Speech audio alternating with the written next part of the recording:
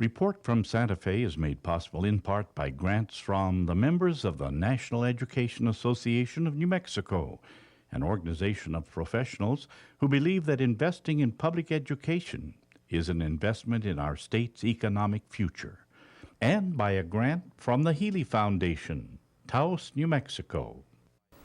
Hello, I'm Lorene Mills, and welcome to Report from Santa Fe. Our guests today are John Morris and Kim Martindale. You are presenting these amazing events that are coming up. The Antique American Indian Art Show, the biggest historical art show of these artifacts in the world. You're also bringing us something called the Objects of Art Show in Santa Fe. Not your grandmother's antique show. So Exactly. I've always loved your show. I'd like you to tell us about it. Tell us a little about your background, too, because you come to us, you are already an impresario of another art form. I produced concerts for about 30 years, all over the world. But not just concerts. Let's embroider this a little bit. Fillmore East in New York City. Fillmore East started the Rainbow Theatre in London. Produced Woodstock. They had a production at Woodstock, yes. Well, damn near 50 years ago. So, yeah. And but I always was interested in American Indian material and collected it when I could. And so when I did one too many Chuck Berry concerts and decided I'd had enough, I moved back here to Santa Fe, and I started doing concerts with Kim, or doing events with Kim. Yeah. We met probably about 18 years ago now. Something or like so, that. Yeah. In And a parking didn't you- lot in Ventura, California, yeah. behind a gallery that I had. Yeah, So- his gallery. And we've been working together off and on since Well, you then. you founded and co-produced the Antiquities Show that ran in Santa Fe Right. for Correct. 15 years. So there was a summer antiquity show and a winter antiquity Uh-huh. shows, and so we did those together, and then started these projects about 8 years ago now. Ah, good. Because we could get El Museo Cultural, which is in the rail yard, which we do the shows in, which is bigger than they knocked down the old Sweeney, so we had to have a place to do it, so we did the shows in there. And as we got more time, we put the two shows back to back. Mm-hmm. Now, Kim, tell us a little about your background, and please, I'm going to ask you to tell us what happened when you were a kid. This is how long you've been doing this. I've Talk been about- interested in this since I was a wee child, like 9 months old. My parents tell stories about it. And then I called my room the Camrarium Museum, and I lived in Canada and then out to the East Coast. And I just loved all of this material. So I had American Indian, coin stamps, all those different Arrowheads, things. tell me. Arrowheads. And then I finally moved out to California when I was 12. And they actually had shows there that had American Indian art at them. So I went down to these shows and got to know people there. And through getting to know those people, then my parents were so nice to drop me off on the weekend and then pick me up at the end. And we were talking about the story the other day that was about the Rose Bowl, and how when I went down for one of these weekends, and I'm only 12 years old, and this, by the way, the Rose Bowl Flea Market is one of the hugest in the world. Gigantic thing, yeah. Huge. In Pasadena, where they Yeah. do the Rose Parade and everything else, yeah. Exactly. So it was a really important marketplace. And so these friends that came in for this show in California from Chicago, I stayed with them, and then they took me out there, and I'd worked basically all year long cutting grass, babysitting, and I got $110. So I was like, okay, what can I get for this? So I went out to the Rose Bowl, and at the Rose Bowl there's kind of an area for antiques and then another area for just general material. And they said, well, we're kind of looking for the same thing here. So they sent me one direction and they went another direction. And halfway through walking around, I saw a couple rugs that were Navajo textiles. And I was like, and one of them looked like that was a transitional blanket, would mean it would be from about 1880 or something like that. And it had this design on it that's called the Spider Woman Cross. And I was like, oh, this is great. And I asked the guy, and he said $125. And I was like, oh, I only have $110, and I need to, give them some money for gas and that. So I offered him $100 for it, and he took it. So I threw it over my shoulder, continued on around, and then met back up with these people from Chicago, George and Grace Marsick, and they were with a friend of theirs. And their friend said, I really like this piece. And I said, yeah, I do too. I think it's transitional. And he said, yeah, it's transitional. And he said, do you want to sell it? And I was like, yeah, I do. And I said, I think I do. And he goes, if you want to be a dealer, then maybe you should sell it, And I said, okay. And I said, well, how much will you give me for it? And he goes, no, that's not how this works.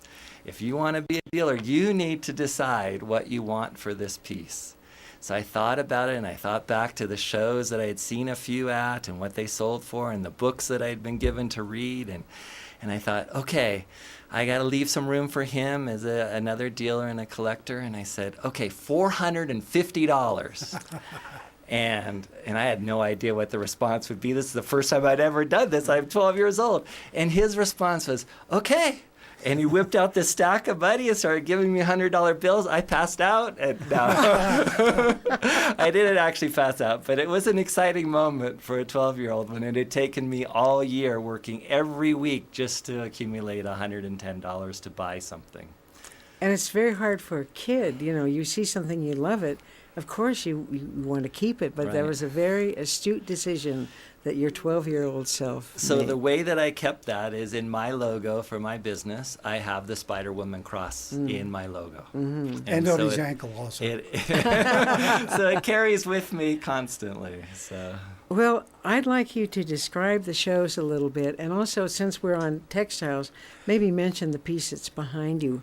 You don't have to look at it because the camera's looking at it. But do you know much about that rug behind you? Well, I'll let Kim do the details, but I saw it today, this afternoon, for about an hour ago, and it is the finest, tightest.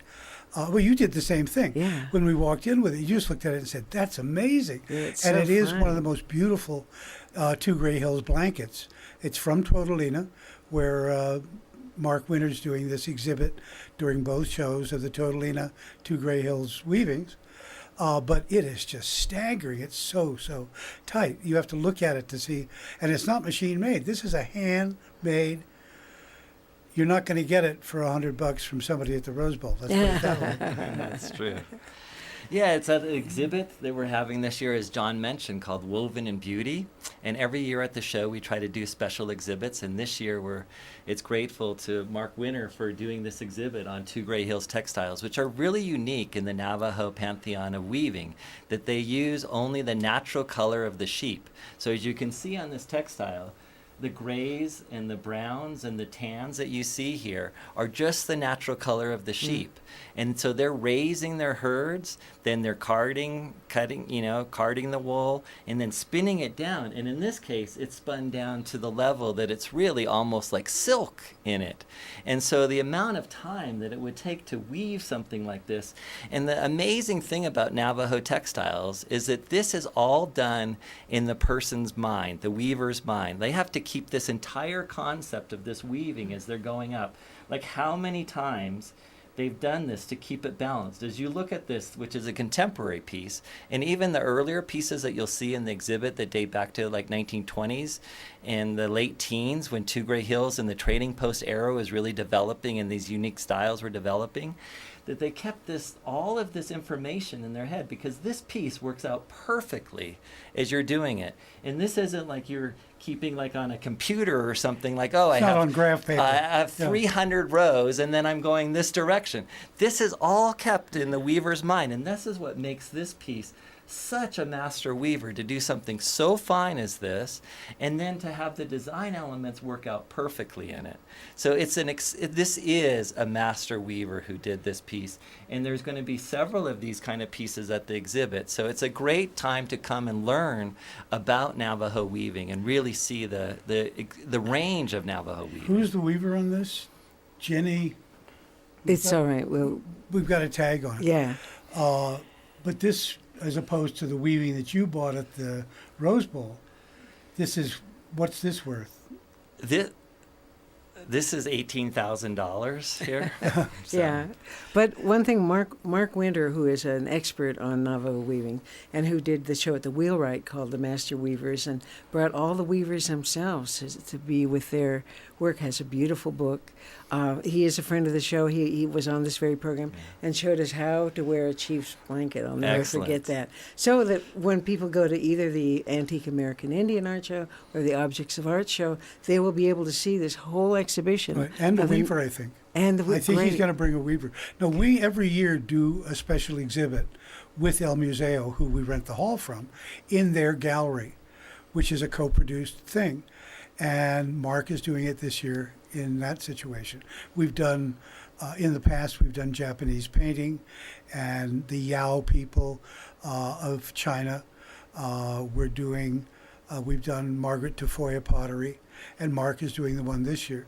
We're also doing an exhibit, doing both the shows, from a man named Jose Badia, who is a Cuban artist who paints with the influence of ethnographic pieces of art, an American Indian shield, or a pair of moccasins, or African weavings or African carvings.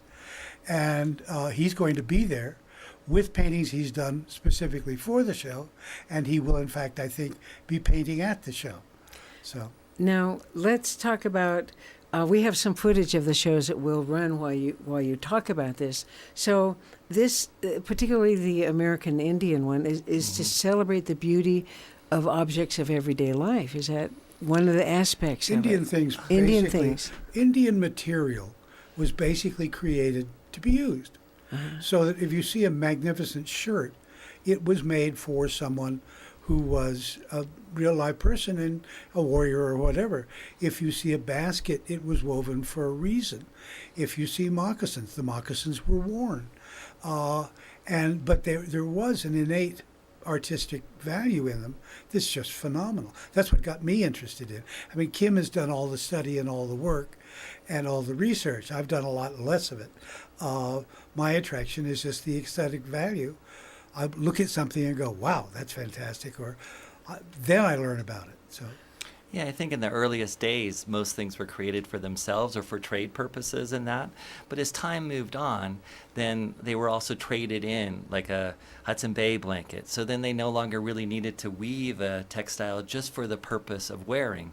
So then you started getting a tapestry weave such as this, because it was really starting to be done for this purpose that was much more with their history in mind, but then also in this artistic merit that they started to bring into the picture. Or like this basket that's going to be at the show from the Washoe Indians in California. You know, at beginning in California, they would put stones in their baskets and put the hot stones around in them to heat up the acorn mush. But then once you got a metal pot or something like that, then you really didn't need that basket for that purpose. But it was still such a part of their livelihood, and as an artisan, really something of pride. So then they started doing field days like in Yosemite Valley, and they would come there and really compete for the finest baskets woven. And then these were cherished pieces that, you know, they took great pride in. And when somebody took it and put in their collection, those early collectors really had great pride in those pieces as well. So that's what really is great about this show, is that it's really about all of this amazing historic material, that this is the largest gathering of that material in one place at one time, and then right afterwards are huge shows for contemporary material. So this is the moment in time in the world that people fly in from all over the world, from Japan, Europe, all over the United States, you know, to really see American Indian art, which is my lifelong passion, as we've talked about. So it's great to be able to share this with them. We're speaking today with Kim Martindale and John Morris about these shows. So tell us when they are, the full name of the show, where and when they are. Well, the Objects of Art show, which is the first show, which is basically anything that is an object of art of its own, doesn't have to have a timeline or anything else. That starts on the 11th of August and runs through the 13th. And then we flip over and do in the same area in El Museo Cultural de Santa Fe in the rail yard. We do the Antique American Indian Art Show that opens the following Tuesday, which is the 15th. And will run through Friday the 19th. Which it backs right up against Indian Market. Is 2 days later. Mm-hmm. And we're actually having a booth this year from Swaya, from Indian Market, which will be part of the show. In the shows, and we're doing a booth in Indian Market. Oh, that's perfect. We're trying to get a closer relationship with contemporary markets because they are the same. These are things that have been created over time that are tribal. The great thing about the Swaya and the Indian market is that a wonderful man named Lloyd Kivanu, who happened to be a very good friend, I walked out of the airport in Albuquerque last night into a giant poster of a great picture of Lloyd and went, boom. And he's the one that changed the idea that American Indians had to just follow what their ancestors had done. If you were an Acoma, you did Acoma pots. If you were a Zuni, you did inlay. He broke that mold. He gave them acrylics. He gave them stone. He gave them, and just said, be an artist, and we'll add the tribal declaration on the end of it. And that's why you've got Swaya. And isn't there an exhibit of his work? 3, I think. At the IAIA Museum, and so there's a lot to see. But we have to move on to some of this beautiful stuff.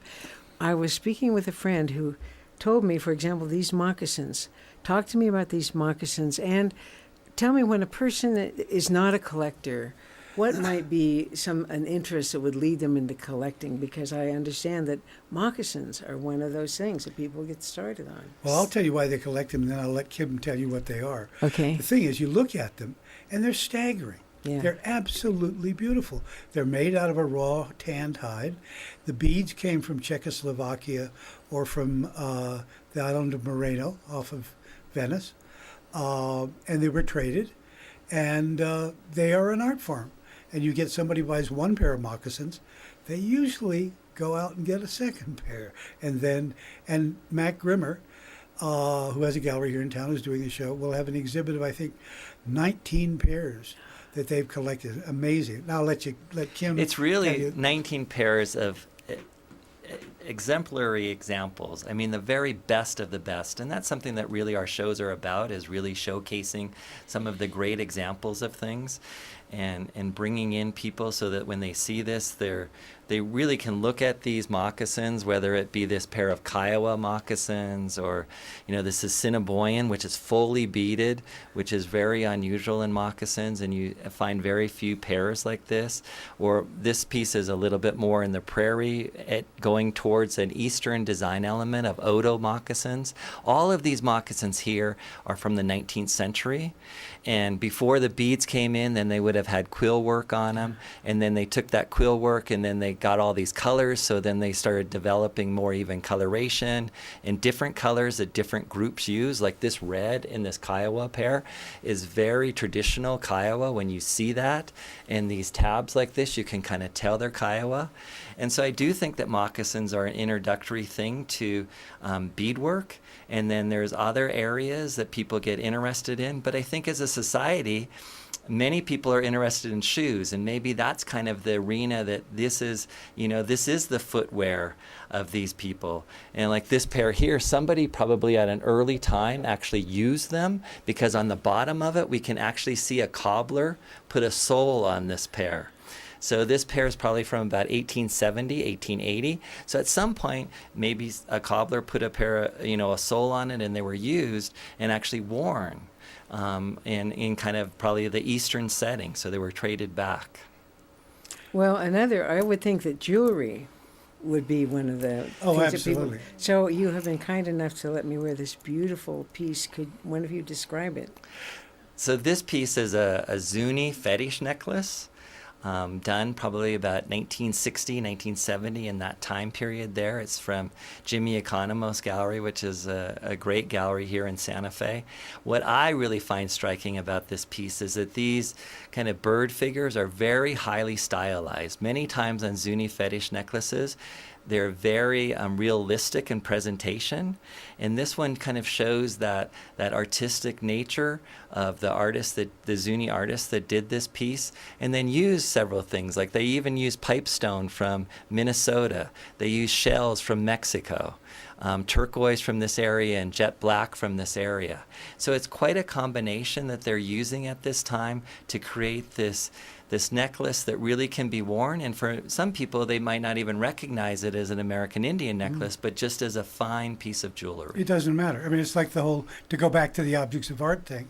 I mean, this could be in either show, because it is a particular, wonderful necklace that doesn't have any boundaries to it. It is American Indian, but it doesn't have to be. Another item that could be in either show are the masks. Yes. So, Kim, you have a mask to show us. Yeah. Tell us a story about it, and tell us, why do people love masks so much? This particular mask is from southern Mexico, and it's a devil's mask. And this mask is probably done by the Mayan people down in that area. So this culture from southern Mexico extends down into Guatemala and the highlands of the Guatemalan area. And I think masks are just something that really intrigue us, our inner being, as to that transformational thing when you put a mask on, what it does to you, and how you become a whole nother person or another spiritual being or some other emphasis in it, whether it's in a play or when I've been down in Mexico or Guatemala and seen these masks danced, and how in most of the dances in Guatemala, females do not dance. Only the males will dance, and they'll put on a mask of a female.